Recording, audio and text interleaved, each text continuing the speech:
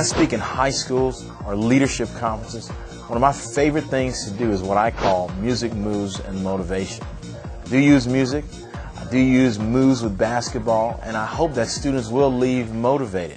Come on, say, here we go, here we go, here we go, yeah. Here we go, here we go, here we go, oh yeah. First one goes like this.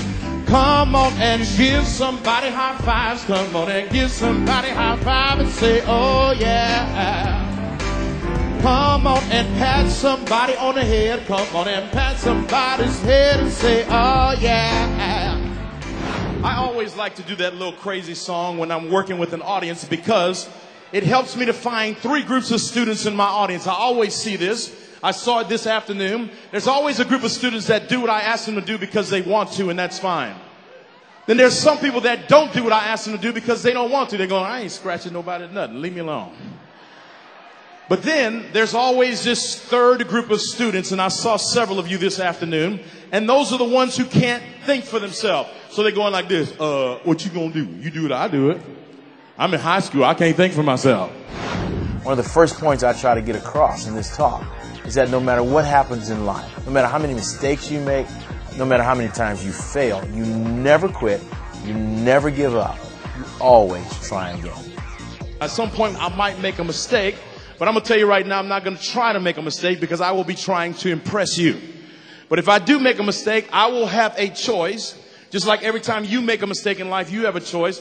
My first choice is to quit and give up. It's the easiest choice. Many people choose that. But the second choice you and I have when we make mistakes in life is to do what my college coach said, is to try again. Success in life doesn't mean that you never fail. Success doesn't mean that you never mess up. Success means every time you fail, every time you mess up, you try again. I love using basketballs in my talks. I realize that everybody's not into basketball, but they're into other sporting events, perhaps other extracurricular activities, even in the educational process. I want to try to get the point across that if you want to be successful in life, it's going to take hard work. Let me hear you say, hard work. I learned this principle when I came home with my first report card in the 9th grade. Up until the 9th grade, I made almost all A's and B's. My first report card in the 9th grade had C's and D's on it, which is fine if that's the best you can do, but it wasn't my best. So I did what most good 9th graders do. I'm sure none of you have ever done this, but I went home and I said, Mama, the reason that I had these grades on my report card, Mama, come on now, put down that stick. Mama, the reason I had these grades because my teachers don't like me. My teachers say I'm ugly and it's your fault. That's why I have these grades. One of the principles I love leaving with students is the law of the harvest. The choices you make today will not only affect you today, but they will affect you for the rest of your life. The law of the harvest goes like this. If I plant some seeds in the ground and come back the next day, do I have a full-grown plant? Yes or no? But, you saying yes? What kind of, you got Miracle Grow over there, cuz? You're going to use it on that bald head? But anyway, my bad.